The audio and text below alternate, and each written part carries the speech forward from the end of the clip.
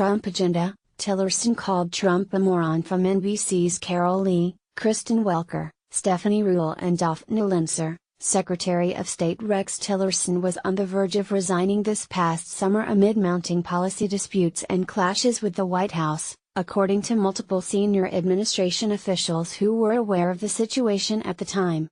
The tensions came to a head around the time President Donald Trump delivered a politicized speech in late July to the Boy Scouts of America, an organization Tillerson once led, the officials said.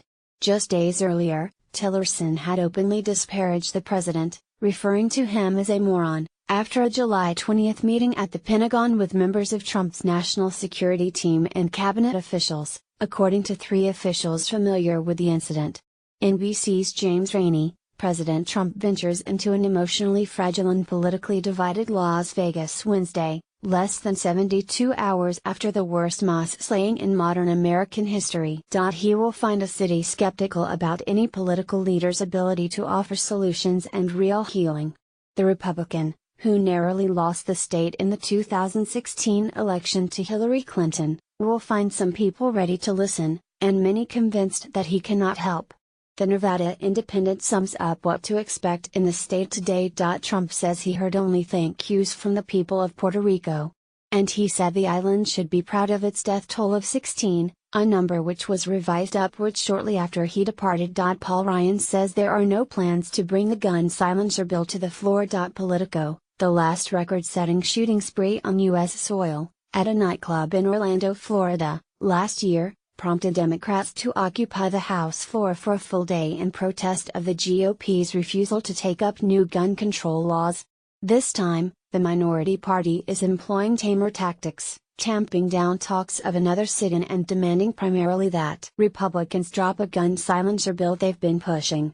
Foreign policy. Representative Dana Rohrabacher met with a Russian lawyer Natalia Veselnitskaya during a 2016 trip to Moscow, a previously undisclosed tete-a-tete that sheds additional light on the extent to which Moscow-based political operatives sought to influence American officials in the run-up to last year's presidential election.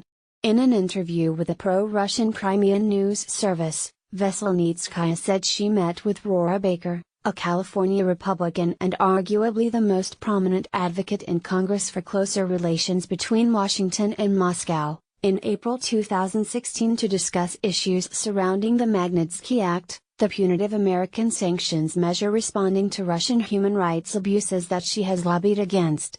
The Washington Post, Senate Intelligence Committee leaders are expected on Wednesday to largely endorse the intelligence community's findings, that Russia sought to sway the 2016 U.S. elections through a hacking and influence campaign, as they sound the alarm that states preparing for the coming election season must be vigilant against similar threats. ISIMI, Defense Secretary Jim Mattis said that sticking with the Iran deal is in America's interest, breaking with the president. The New York Times, on the latest Supreme Court arguments on gerrymandering, after spirited Supreme Court arguments on Tuesday, there was reason to think Justice Kennedy may be ready to join the court's more liberal members in a groundbreaking decision that could reshape American democracy by letting courts determine when lawmakers have gone too far.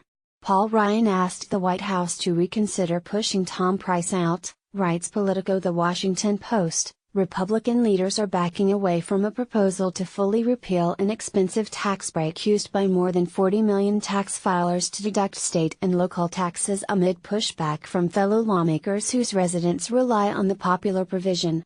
The state and local tax deduction is estimated to cost $1.3 trillion over the next decade, and its repeal is central to paying for a sweeping tax rewrite unveiled last week by Republican lawmakers and administration officials. But elimination of the provision has emerged as a flashpoint in the nascent debate over the plan, with Republicans in high-tax states worried about backlash from residents who could see their tax bills rise. The House has passed a bill to criminalize abortions after 20 weeks of pregnancy, but it's unlikely to pass in the Senate. What's happening with DACA? The Washington Post sums up reaction from both parties. Off to the races, Democrats start playing the Trump card in Virginia. Scoop from Politico. Vice President Mike Pence's chief of staff railed against congressional leaders in closed-door remarks to wealthy donors, and called for a purge if GOP lawmakers don't quickly rally behind President Donald Trump's agenda. In remarks at a Republican National Committee event,